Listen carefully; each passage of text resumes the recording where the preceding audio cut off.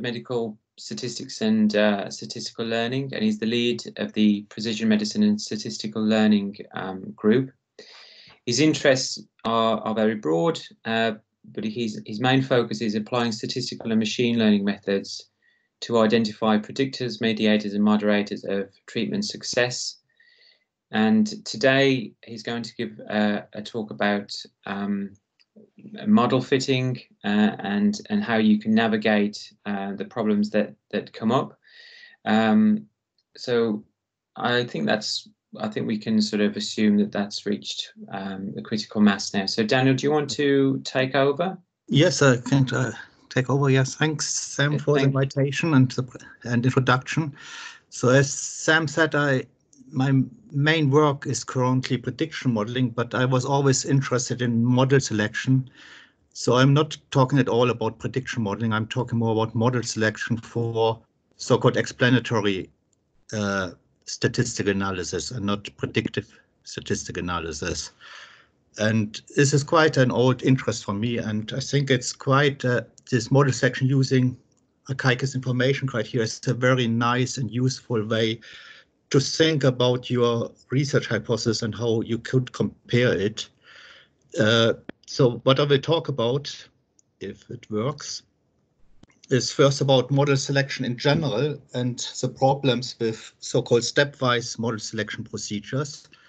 I will talk then about the principle of model selection using Akaike's information criteria.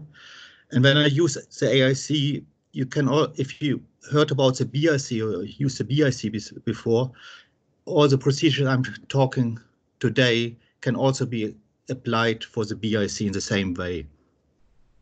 So what you might have heard about the AIC for model selection, but I will talk about AIC related measures to assess different models. And that's a really interesting part of model selection using information criteria. And I will present an example of model selection procedure. The example might be a bit surprising for you, but you might not know that I actually did my PhD about primate behavior. So it's the old study from my past. Then I will talk about the BIC as an alternative, and when the BIC might be better than the AIC. I will talk briefly, does AIC model selection work? There's no time to talk about AIC and multi-level modeling, what you should do, or about including model uncertainty, model average, and doing model averaging using AIC. But I included the slides, so if you're interested, I hope they are self-explanatory. So, well, the take-home messages for today is after this talk, you should recognize why it is good to consider multiple models a priori and to assess them using AIC and IIC related measures, because you can assess the strength of the support for different models and select the best one or the best ones using these measures. You should be able to differentiate between AIC and BIC and at least heard about model averaging. Okay, so well, in psychology, you've got very often typical research question we want to answer, like which factors influence the number of times a person sees a doctor, which social factors influence the development of joint attention in infants, which social, ecological, or genetical factors determine the outbreak of an illness. Is it possible to predict the likelihood of an outbreak of a psychosis? And you will see later why the last example, which factors determine the access to food among primates. And usually we have got many variables or a couple of variables. And what we usually want to do is to find a model with an appropriate subset of predictor variables or explanatory variables, which explain best the variance of our dependent variables. So often we want a good model, but it should also be parsimonious. So we might not want to include all available variables in our model. And the model should also show good generalizability. So there's a bit where my prediction modeling comes into it. The model should provide a good prediction of future observations. So it should also work with a new data set. And I wanted to ask you first, which we can do by the chat, what is your approach for finding a best model? If you have got, for example, this example, dependent variables, number of visits of doctor, and you have got many independent variables, and you want to find the best model which explains the number of visits to a doctor. So if some of you can type in some suggestion how you would do it, and in the chat. Can't see if anybody's typing.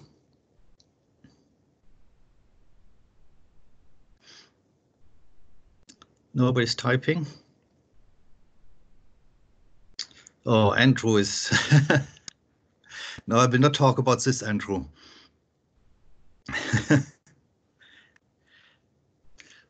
This was what Andrew mentioned. Regularized regression is actually an alternative I wanted to talk as well, but because of the Corona crisis, I didn't have the time to prepare it.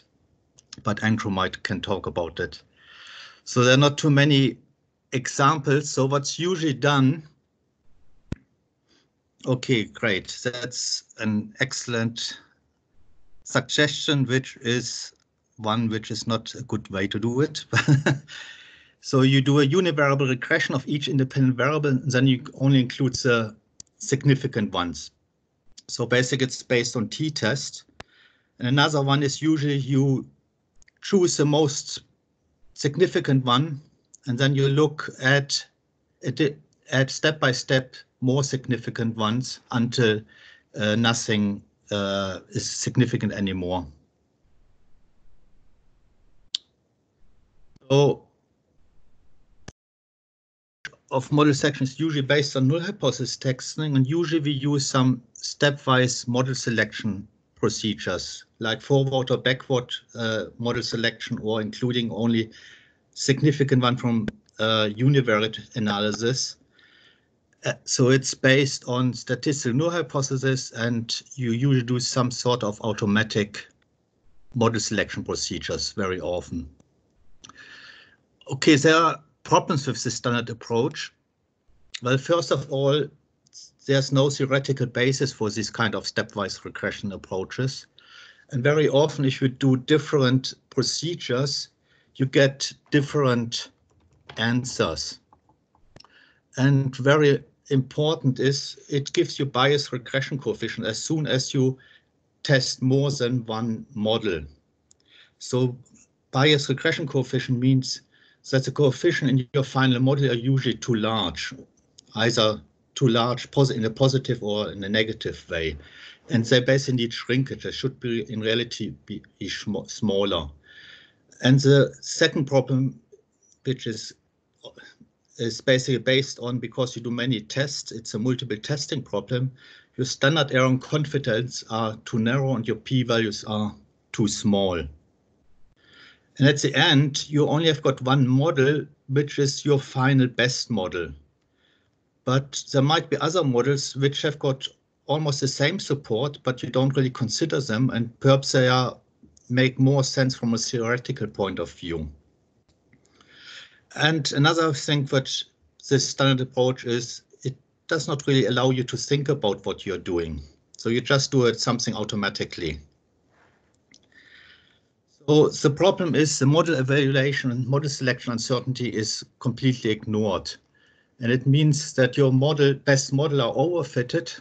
So they're not parsimonious. You've got too many variables in your model, and it's unstable. So if you collect new data, you will get different results. So there's weak generalizability. He's a very articulate statistician. He says anything including Voodoo and Oya boards is better than stepwise regression. And I learned Oya boards are some boards which does. He thinks that this is even better than stepwise regression. So he's a very opponent against this kind of regression modeling. And I will talk about a different approach, which I think works very often very well, and it is a far better approach. So what you want to do an explanatory research, is usually model selection should be more applied on pre-specified models and not on automatic procedures. So you can see this is different from prediction modeling with many variables where you use machine learning methods and you just use automatic procedures, which is fine for these kinds of questions, but not if you want to do explanatory research. So what we should do, we should compare then the strengths of evidence for each of these models, so which we specify, and identify our best or perhaps more than one best model. But we have to be careful. The best models are not necessarily good models. I will talk about this later. And a very easy way to do this is this information theoretic approach, which I will talk about today. So an alternative to hypothesis testing is using this approach, information theoretical approach and likelihood statistics. So what you do is, instead of doing a null hypothesis test, or you assess the likelihood of the data to support a hypothesized model. And then if you know the likelihoods of several hypothesized models or candidate models, the strength of support for each model can be evaluated and you can compare the model directly. And the likelihood of a model can be estimated using maximum likelihood estimation methods, which is we always use in our statistical analysis. So you automatically use maximum likelihood if you do logistic regression or anything else, or structural equation modeling. And a nice and common method to evaluate the strengths is to calculate the Akaikis information criteria, or AIC. And what is the AIC? So before we talk about the AIC, I will briefly explain what maximum likelihood estimation is. You need to understand the concept of the AIC. So maximum likelihood estimation, choose a parameter. So the model parameter set maximum the likelihood of the model given the data. So you can see here the likelihood of your model. So you've got a model estimates the parameters and how likely are they given your data set. Or mathematically you call the model theta hat given the data. And usually we don't use the likelihood, but the natural log of the likelihood, or log likelihood. That's only for computational. If you take the log likelihood, multiplication becomes easy. If you multiply something, if you take the log, you can just add it. So it's easier for the computational reasons. So now, how does maximum likelihood work? Here's a very easy example, but I think it's very good to understand it. So if you take 10 coins and throw a coin 10 times, or use 10 times, and 4 times you obtain head. So what is our maximum likelihood estimate for the probability P to obtain head with this coin? So the probability to get 4 successes out of 10 trials, that's what we want to estimate using maximum likelihood estimation. So usually we would estimate it's 0.5, but it might be a coin which is slightly uneven and it's not really the true estimate. So how do we estimate the probability of this coin? So we can use this binomial distribution formula. Don't worry about the formula, but what you can calculate is what's the probability to obtain k heads out of n trials if the true probability is p, using this formula. So you need the number of successes, the number of trials, which are our tosses, and the probability of the success. So if you've got these variables, we can calculate the probability of success. And what we do now is we calculate the probability to observe 4 heads out of 10 tosses for different probabilities of our coin. So our fair coin would say we have got a 50-50 chance. But we can also say it's 0.1 the chance, so it's the bottom, that's the probability of our coin to get ahead. And this is a probability, so perhaps I should say this is a chance, and this is a probability or the likelihood to get, to observe 4 heads out of 10 tosses if the underlying probability of our coin is 0.4, for example, or 0.5. So usually we would expect that the coin has a 50-50 probability to get a head.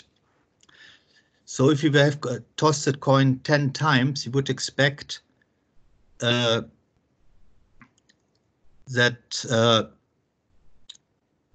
4 out of 10 tosses, we would expect roughly 21% should be 5. We would get 4 tosses out of 10 in 21% of our time. But we don't know the true chance. So what we do is we calculate it for all possible probabilities, all chances, and I did it now in steps of 0.1. So here's a 10% chance. It's very unlikely to get 4 heads. With 20% chance, we have got an 8% chance to obtain 4 heads. For 30%, the probability is 20%. For 4, it's 25, and then it decreases again with 0.5, 50, 60, 70, 80, 90, 100%. So based on our maximum likelihood estimator would say it's the most likely value, probability to observe 4 heads out of 10 tosses is 0.4, because we have the maximum likelihood here. But we can see 0.3, 0.5, 0.6, 0.2 might also be likely. So if we would calculate as a confidence interval, we probably would get something between 0.2 to 0.8 is our possible range. But our best guess is 0.4. That's our maximum likelihood estimator. So that's how maximum likelihood estimation works. And of course, in normal models, it's far more difficult to calculate this, but it's possible, and the computer does it for us.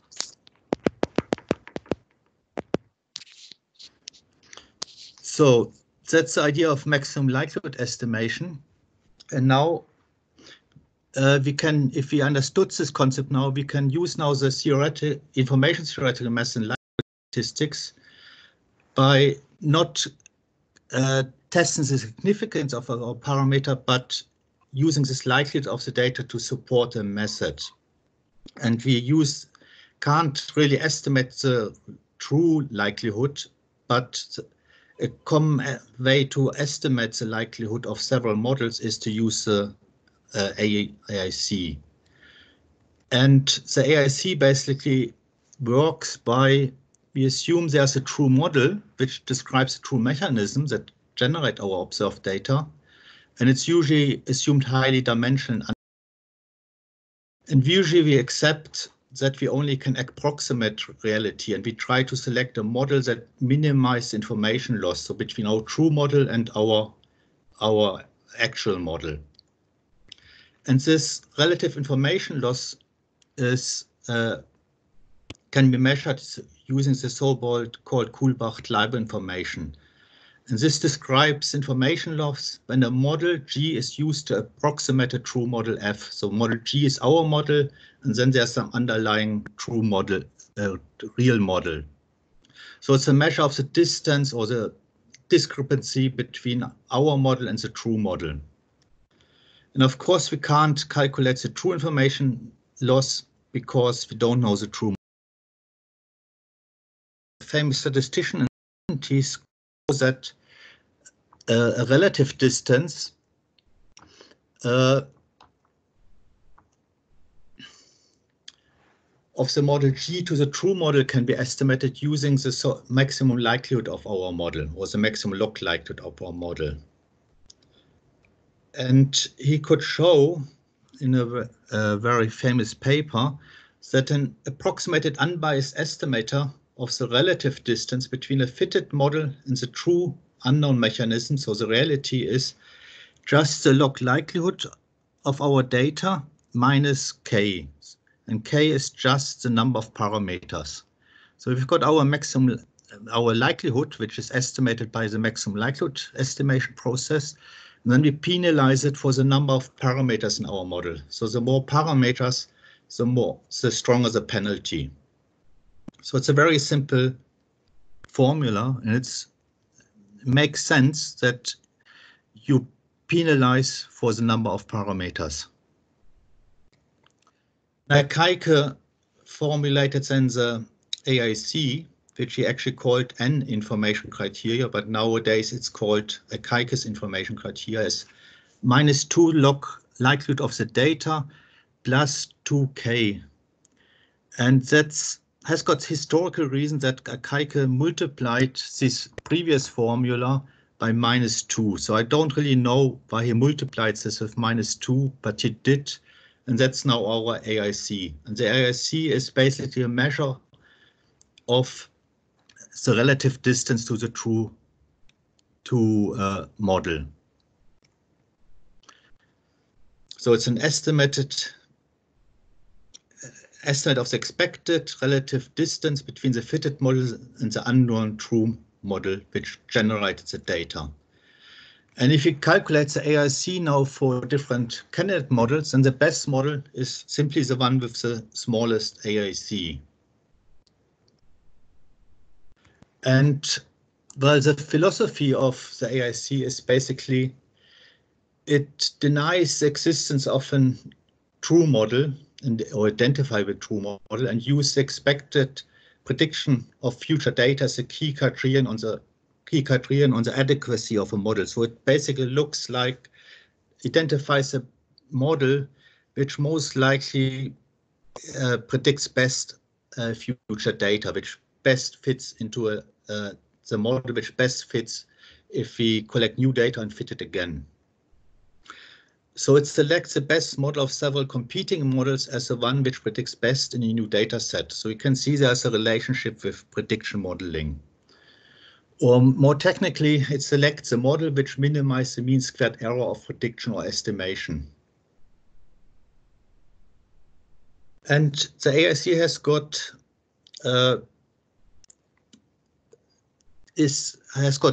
which we usually as statisticians do not think is a desirable property. It's not consistent. So the probability to select the best model does not increase to 100% with increasing sample size, which we usually want that if increasing sample size, our parameter should move towards a true parameter. So there's always some probability to choose a more complex one. So you should remember consistency is a property of an estimator that its bias tends to 0 as sample size increase. So the AIC we will not get a 100% chance to select the true model if sample size increase to infinity. But this is not really a problem because in AIC model selection, we do not assume that there's a true simple model exists. So there will be always some variables missing. So we never, in most of the times, we will never have a true model, or we cannot identify a true model. Therefore, consistency is irrelevant for model selection. We just try to find the best model which comes closest to the true model. We don't expect that we find the true model because we always lack one or more predictors. An important positive property of the AIC is efficiency. So it's asymptotically efficient. It means if you compare different methods to estimate the same parameter, then the one with the lowest variance of the estimator is regarded as the most efficient. For example, the mean is more efficient than the median to estimate population averages. So on average, we are closer to the true mean if we take several samples than if we would estimate the true median. So the AIC is asymptotically efficient using the predicted mean squared error as selection criteria, because it will select models with the smallest possible mean squared error in large samples. So if you repeat it, you would get the smallest difference between the AICs if you repeat these kind of modeling. We have to see the AIC in smaller samples needs a finite correction of the AIC. It's so-called CAIC, but it's only necessary if sample size is smaller than 50 or 100. And the model selection based on AIC is now very simple. We propose a set of candidate models, collect data, calculate the AIC for each model, and then we select the model with the smallest value of AIC. This is the model closest to full reality and our best model. But the nice thing now with the AIC is we can calculate AIC-related measures like delta I, likelihood, Akaikis weight, and evidence ratio. And this allows us to evaluate the evidence of the best models with our other candidate models. So we can compare them and see if our best model is really much better than all others. That's something we can't do with the standard approach. And that's what I will tell you in an example from my previous life as an animal behavioral person. And another nice thing is you can incorporate model uncertainty, because if you estimate several models, your best model is still biased, your parameter is still too large, and your standard error is too small and the p-value is too small, so you still don't get the correct p-values for your model. But what you can do is you can average your models using all your available models and get a better model of it. And you can also get so-called unconditional variance estimation, where you include your model uncertainty. So I can't talk about this. That's we don't have the time for it, but at the end there are the slides for it. So what we do is now we select the model with the smallest value of AIC. That's the closest to full reality from the set of models considered, but the models not in the, we have to know that models which are not considered in our set of candidates models. So if we specify several models, there might be still better models and we don't consider them. So we should not think that our model is the best of all possible models or a good model. So it can select the best model in a set of poor models. So we still should check the model assumptions and look how much it explains, for example, like using R-square, or as Andrew suggested, using some sort of internal validation. So we always should still assess the assumptions of our model. So it's your responsibility that the set of candidate models includes well-founded realistic models, and always assess this. The AIC doesn't tell you anything about model quality. It only selects the best of the models you assess, but the best can still be a poor one. Okay, there's another thing you have to consider before I show you the example. The data sets need to be fixed, and missing values can cause problems. Data needs to be fixed means you need to have the same data sets, the same number of cases, and otherwise the AIC is not valid. And of course, missing values can cause some problems if you use complete case analysis, because if you use 3 variables in one model and 3 different in another model, we might have a different number of subjects in our data set. So we would either need to do a complete case analysis, so we should not use random list-wise, so omit only those cases with missing data.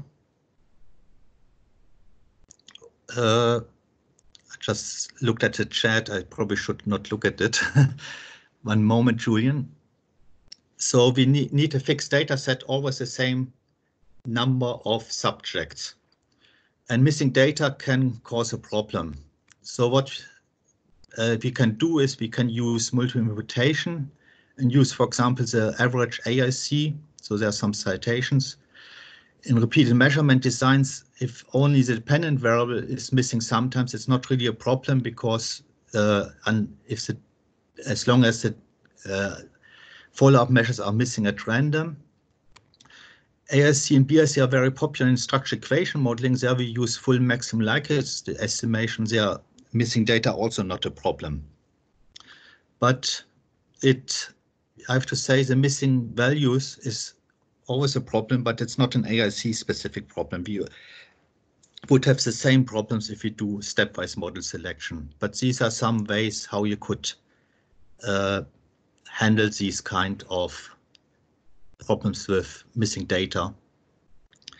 And it was just a question about how I determine which models to consider. So that's basically, you should base it on theory, and I will present some examples in a moment.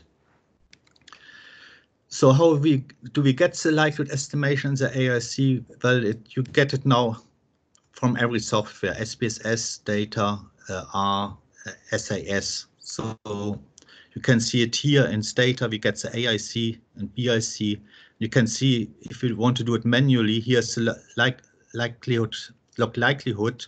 We could just calculate it using our formula here, and we will get the AIC. The AIC is not really to get it a problem.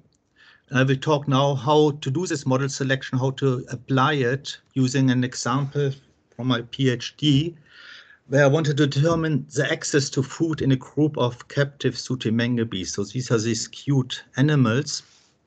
There's some theory about the evolution of social systems, and which said that access to food is an important evolutionary factor. And based on the theory, I made some predictions, and one was needed to identify a measure of rank, or how rank influence the determinant of access to food.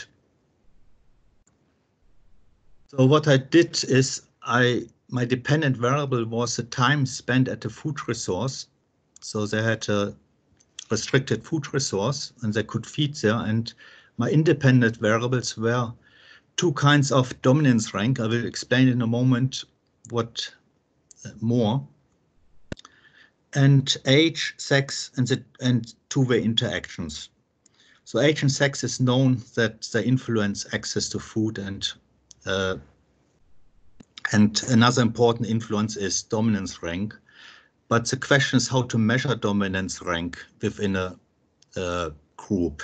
The most common one is just to look if A beats up B and B beats up C, then A is dominant over B and B is dominant over C.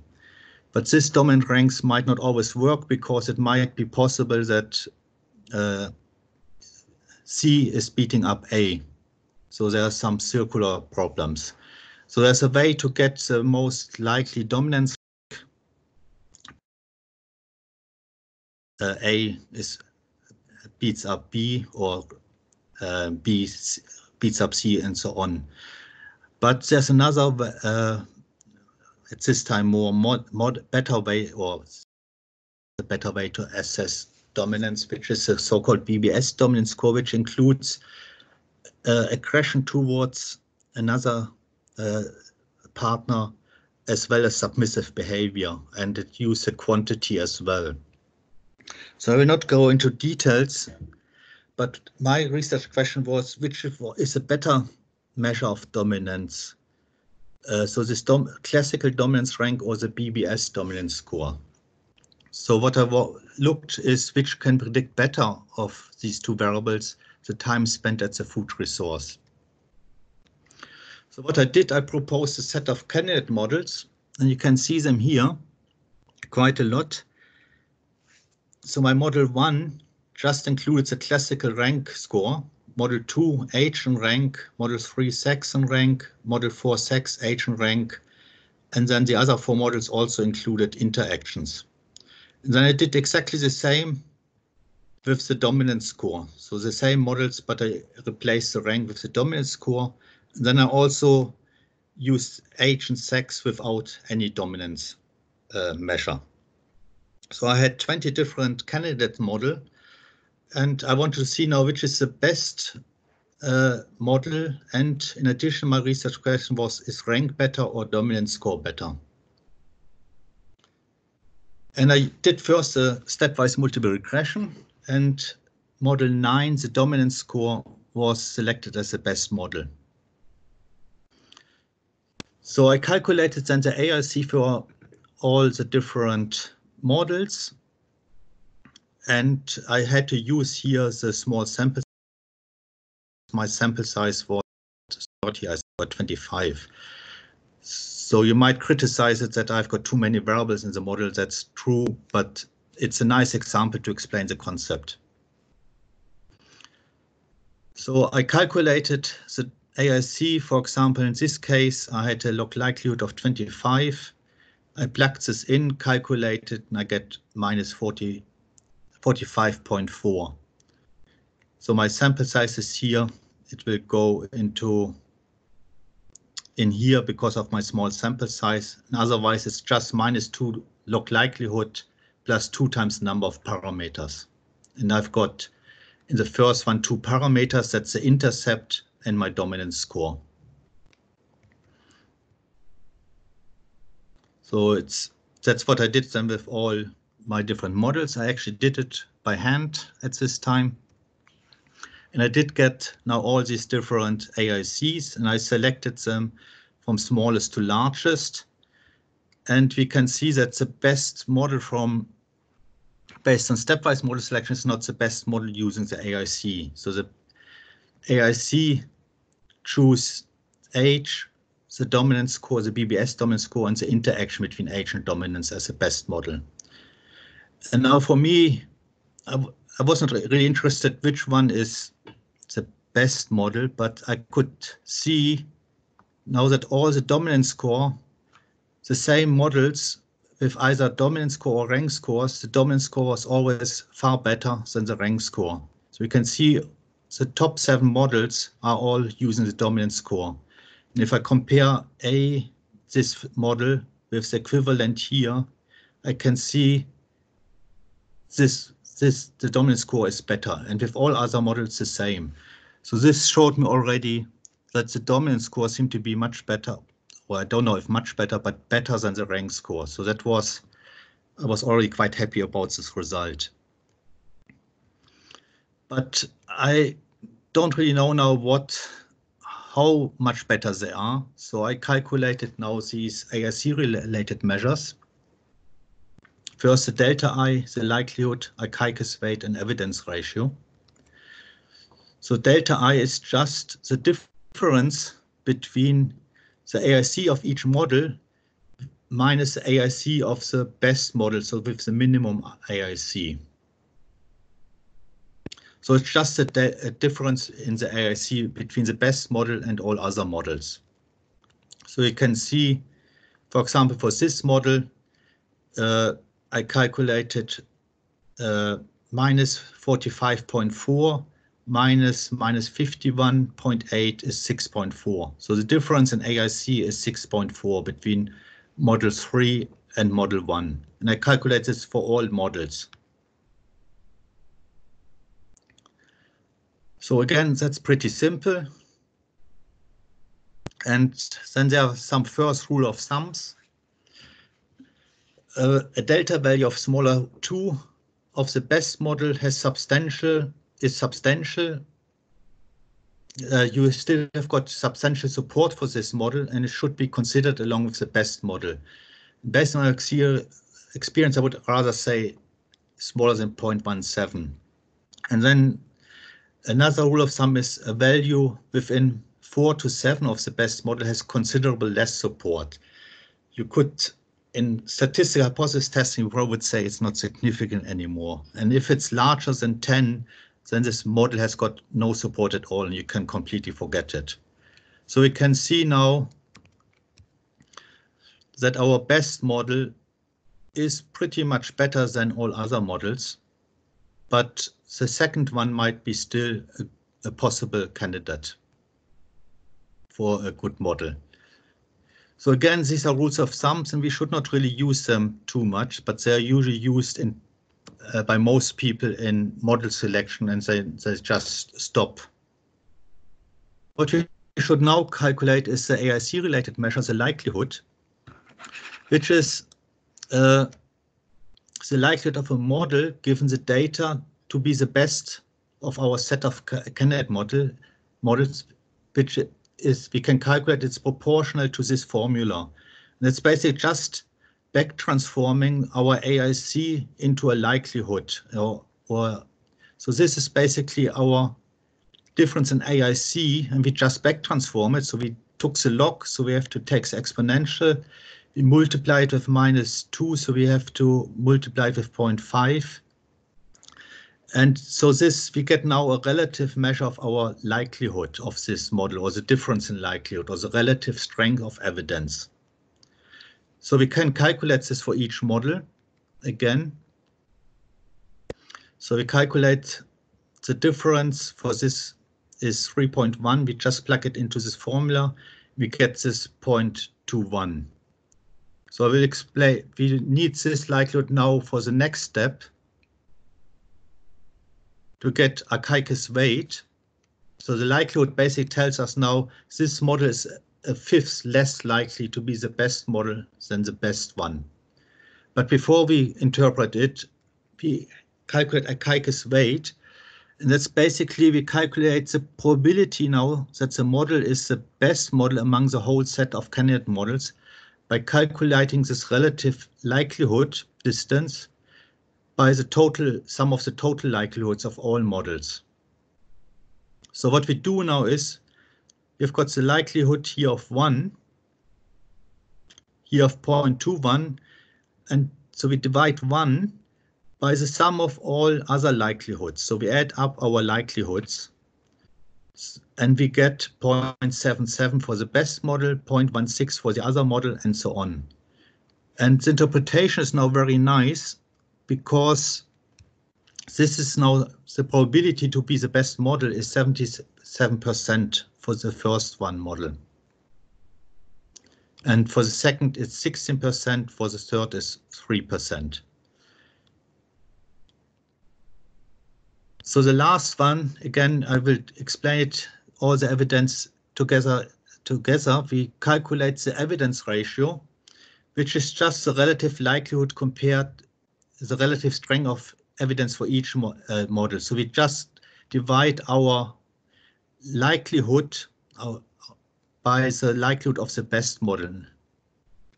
And so the likelihood of the first model is, of course, 1 divided by 1.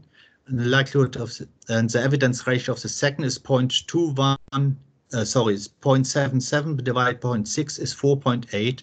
We could also just divide those two. We would get exactly the same.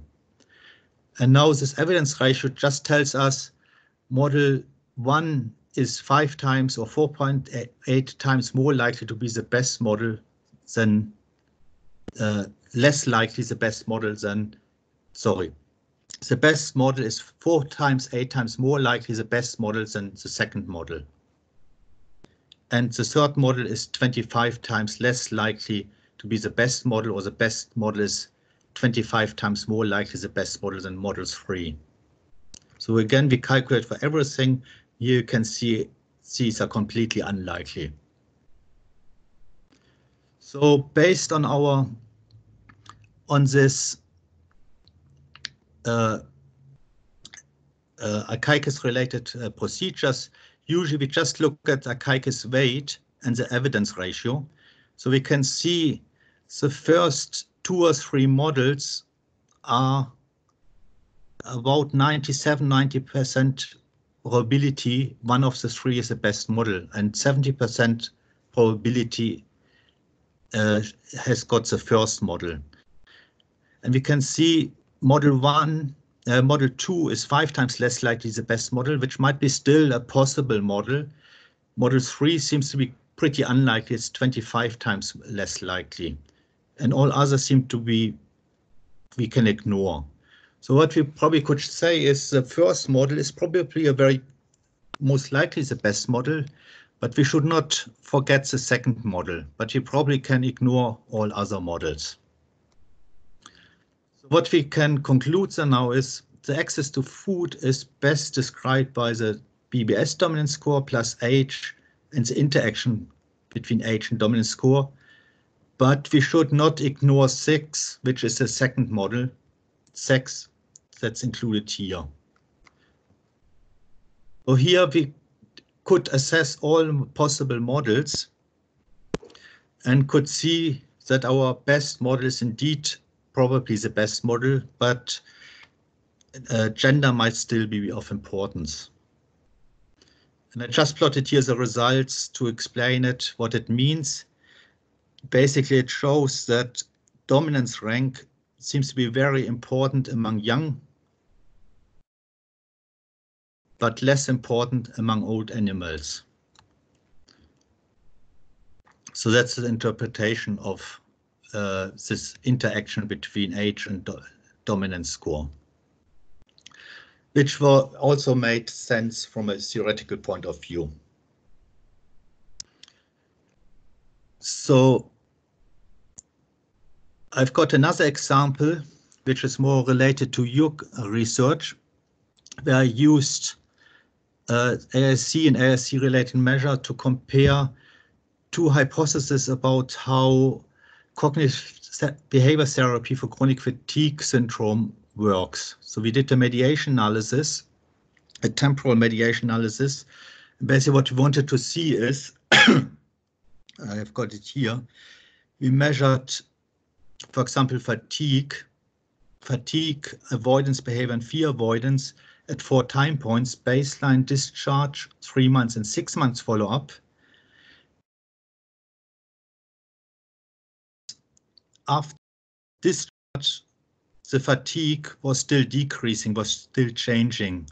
And we wanted to see if the avoidance behavior, if avoidance influence, behavior influence, sorry, I can't see. Fear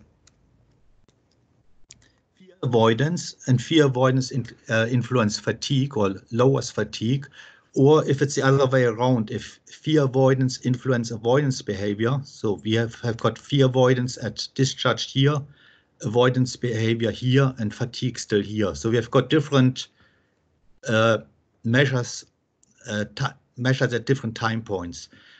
We couldn't use the actual treatment because we didn't have any measures within the treatment, but because we had changes over here, we could test these two hypotheses, that avoidance behavior influence fear avoidance and fear avoidance fatigue, or the other way around.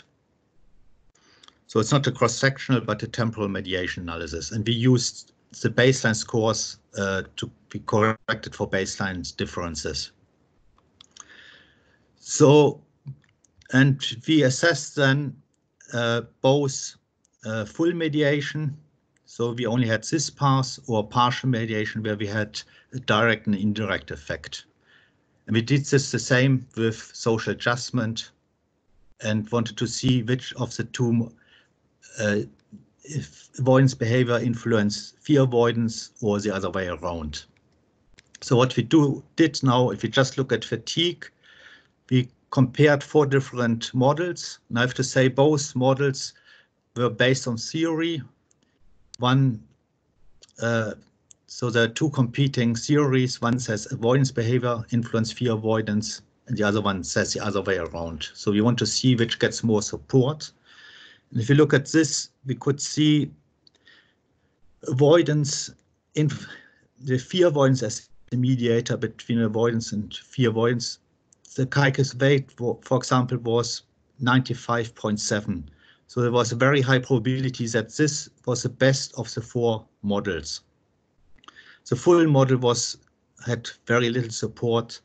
The partial model with avoidance behavior as mediator, very little support, and the full model had basically no support. If you look at the evidence ratio, again, full avoidance as a mediator is far more likely to be the best model than all the other 3 models.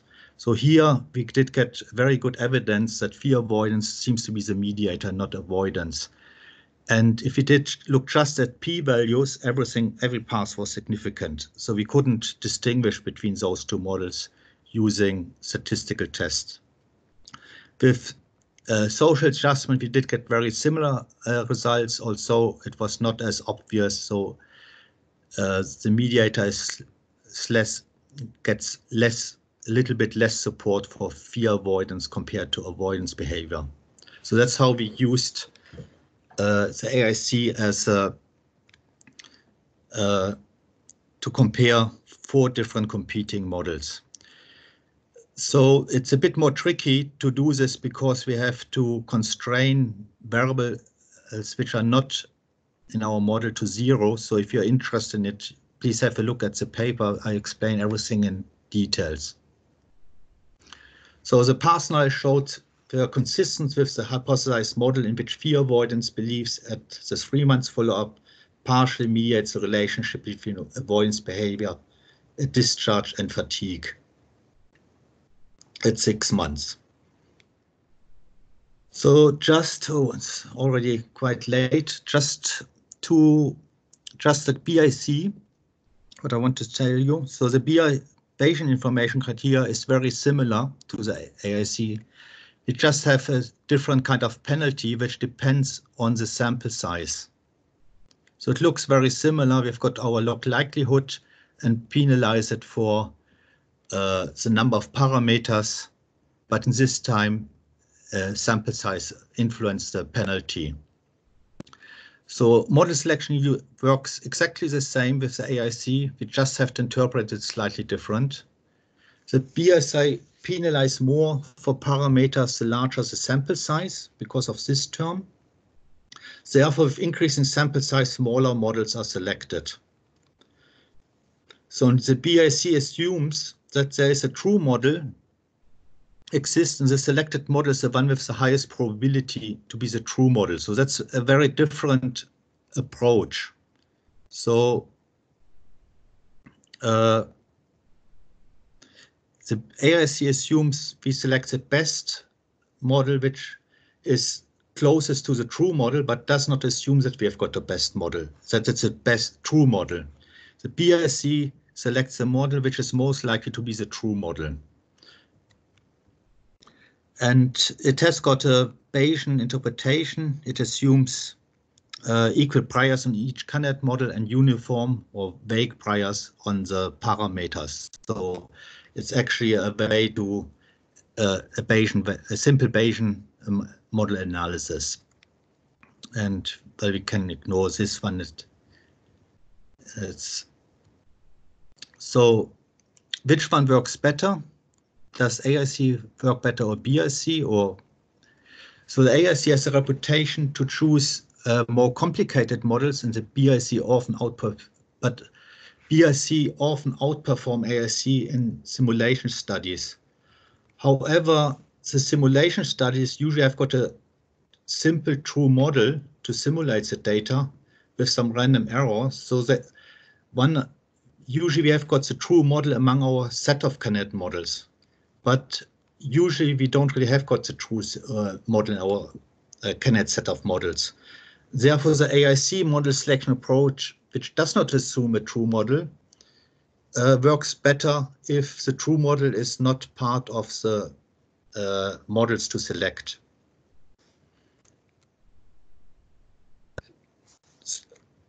Yeah. So the AIC performs probably better in simulations without a true model or when the true model is very complex. But in reality, it's not really known which one works better. And other information criteria were developed. Another famous one is the DIC, which is used in Bayesian statistics by Spiegelhalter, but commonly still AIC or BIC are used. And so which one to choose?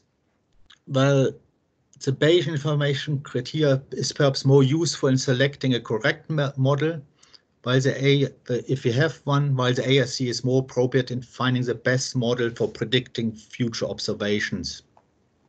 So if we think there's a correct model in our candidate sets, we probably prefer the BIC, if not perhaps the AIC. The BIC is more popular in SEM, where we might think that we have got a true model or close to true model in our candidate sets of models, but that's only an assumption. But it's usually more popular. But I must say I actually prefer the AIC because I don't really think that there's a true model in our candidate sets of model. And I prefer to have a more complex model just instead of losing potential variables. And the AIC usually prefers complex models. So I can't talk about this outlook, so that's just for reference. So I will just skip it. Summary conclusion. Daniel. Yes. I just want to say because we're approaching the hour, I'll just give an opportunity for people to ask questions if that's okay. Yes, I'm basically finished. So I think I think I showed you how to use them, and they're a very nice way to alternative to hypothesis testing, and they're very useful, especially also in path analysis, structural equation modeling, because we can compare non-nested models, which is not possible with statistical tests. Okay, thanks. Sorry I took it 1 hour, but if you've got any questions. Yes, so there was one question: are there standard errors for AIC, and how do we know when we do not have enough data to tell which of N models truly has the best AIC?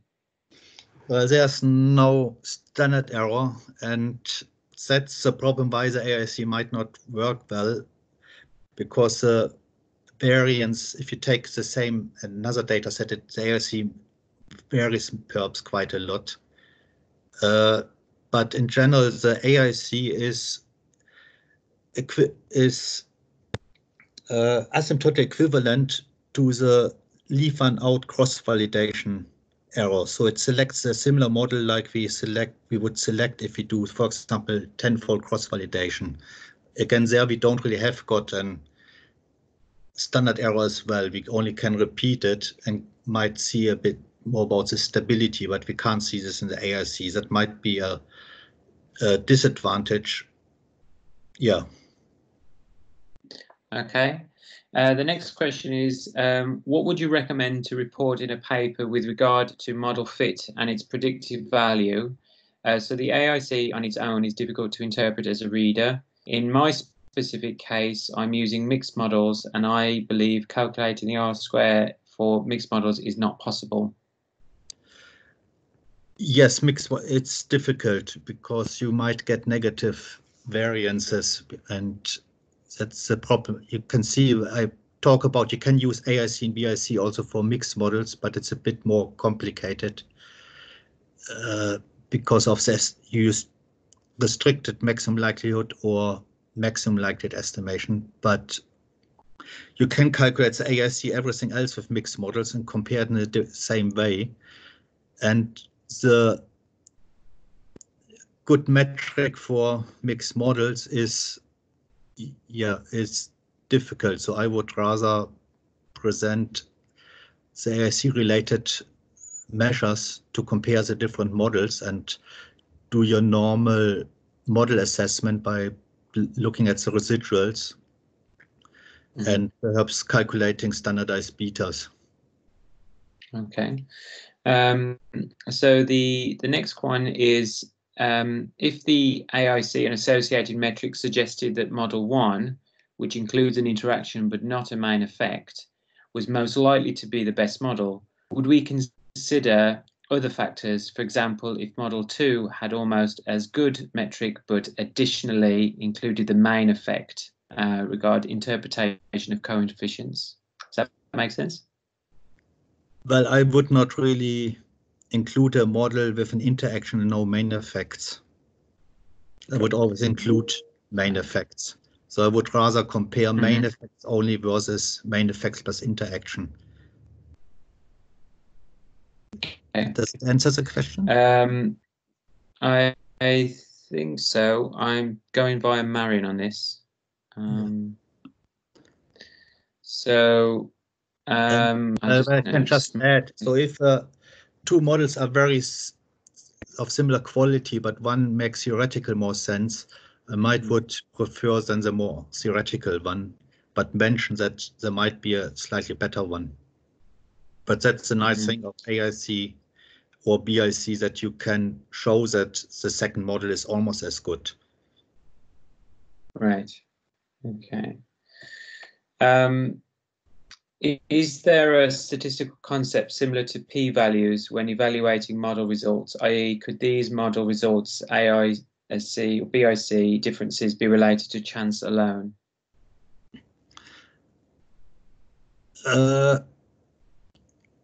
Well, you don't really, well, the idea is not to use any p-values anymore, and just to say how much more likely and less likely it is.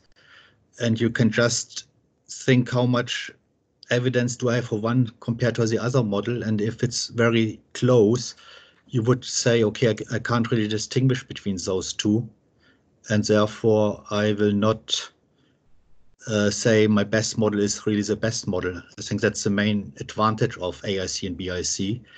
You can do model averaging and calculate a p-value or standard confidence interval for your model average model, which is more robust than using the best model and using p-values for this one. Okay. But if you talk with somebody with information criteria about p-values, they use it because they don't want to use any more p-values or statistical tests. Yes. Okay. So the last one, I think, when you say the AIC outperforms BIC when the true model is not in the set of models considered, does that mean that the AIC selected model is likely to be the one from the set closest to the unknown true model? Does that make sense? Yes, that's in theory what they say. Of course, in practice, it might be that the BIC might still work better. But I think might work better perhaps by chance. But the theory says, well, it has got different assumptions. So the assumption is, well, they both have got some Bayesian interpretation, and basically your priors are slightly different, and therefore your final model can be different. But the BIC, the AIC doesn't assume a better model, but choose a model which best predict unseen new cases. So it's a bit related to prediction modeling. So, okay. So I often look at both, and I hope that I come to the similar conclusion you looking at both, if I'm not really sure. But you might get slightly different best models. They're not completely different. You might have a different one variable in one model and using AIC and another variable, or you don't have this variable in using BIC, but you don't get completely different models selected. Okay. So it's wonderful. It's not that it will solve all problems. Yes. But I think it solves more problems than it solves some of the problems of statistical testing. Okay, then. Well, Daniel, thank you for a lovely talk. Very clear, very, very comprehensive too. I will circulate your slides. I should note that there are more slides than what Daniel has presented. So there are slides at the back end of his PowerPoint talk for reference and stuff. So do take a look at those. Could I just I'll just try this out. Could I invite everybody to just unmute themselves just to give Daniel a round of applause? That's possible. Should we try this?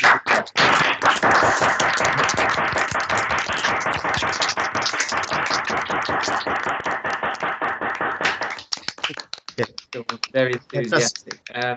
Just show this page. There's also R packages So Yes. there are also R packages available, so you don't have to do it by hand. Wonderful. Great. Okay. Okay, well, that's all. So thank you everyone for coming. And next week we have a talk from Professor David Papanew, who will talk about the randomized controlled